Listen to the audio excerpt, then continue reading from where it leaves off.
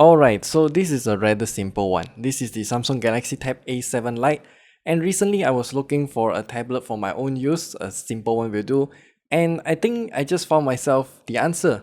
This one. It's also very affordable at only like about 699 ringgit if I'm not wrong. So let's begin with the review of this tablet.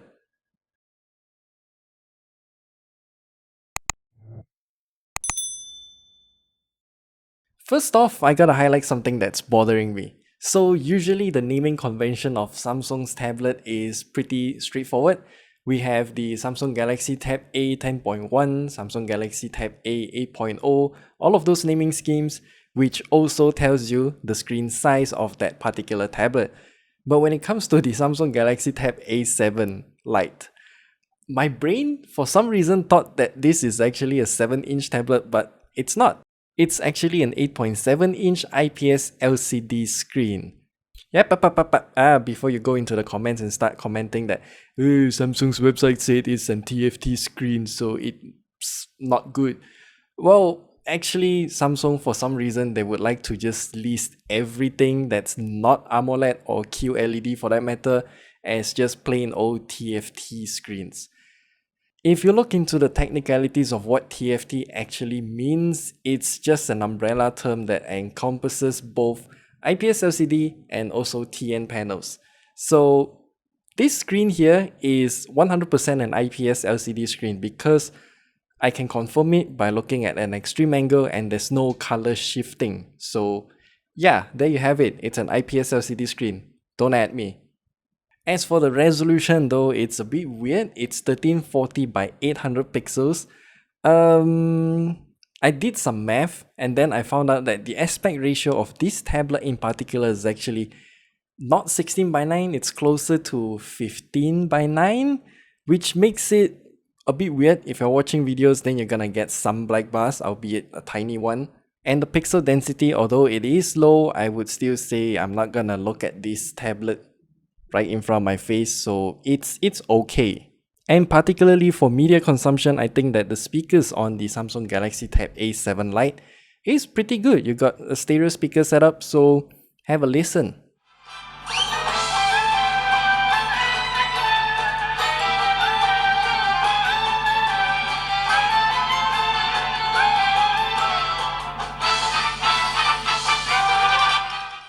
And by the way, this tablet is pretty comfortable to hold with just one hand. Granted, I do have pretty big hands, but yeah, one hand is good enough to grab it like this.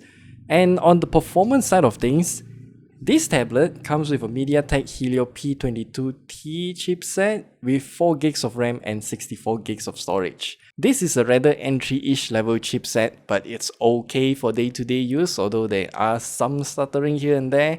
And if you're planning to get this tablet for gaming, then I recommend you not to, because we tried running some games on this tablet and it just fails to run. But you can play some simpler games on this tablet with not that much of an issue. But the main highlight of the Samsung Galaxy Tab A7 Lite though is the 4 gigs of RAM. So one of my friends told me that recently he got a tablet for his kids for online classes, but unfortunately that tablet only comes with 3 gigs of RAM, and when his kid attended an online class using Google Classroom with more participants, I don't know how many participants, and the app just crashed. So yeah, he did point out that 4 gigs of RAM will be enough for those kind of purposes, which I would say, yeah, the Samsung Galaxy Tab A7 Lite will be perfect for that use case.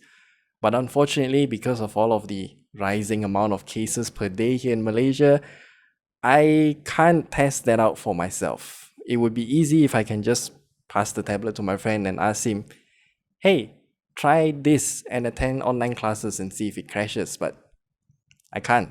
And as for the battery life, the Samsung Galaxy Tab A7 Lite comes with a 5100 mAh battery, and it lasts for a pretty long time, and that is to be expected because this tablet doesn't really consume that much power because of that MediaTek Helio P22T chipset. And for the charger, it does come with a 15-watt charger inside the box, even though the box is like literally just slightly bigger than this tablet itself. And I don't really care much about the charging time of a tablet because I'm just gonna leave it there anyway. So yeah, here you go if you care about charging times on your tablets. And finally, should you actually get the Samsung Galaxy Tab A7 Lite? Well, we'll have to dig back out the price. For just 699 ringgit, I think this is just one of the best options out there for your kids to attend online classes, because we are gonna need either a tablet or a laptop to attend these kind of conferences and whatnot. So this is pretty good for those kind of use cases. I know that Samsung need to do some cost cutting to make this price point a reality, but yeah, I mean, the cost cutting did here is acceptable, I would say. The screen resolution is something that irks me the most, but I can live with that. But if you need something that's higher in terms of screen resolution, you can pay more for the more premium Samsung Galaxy Tab A7, the non-light version with I forgot what's the screen resolution, but it's FHD, and that tablet though only has 3 gigs of RAM. So do keep that in mind if you want to attend online classes and whatnot. And yeah, overall, I'm really liking this tablet. And if you have any questions about this tablet in particular, do leave your comments down in the comment section below, and we'll try to answer them whenever we can. We'll see you guys in the next video. I mean, yeah, I got pretty big hands, but I can still press the buttons, so hey, not bad, right?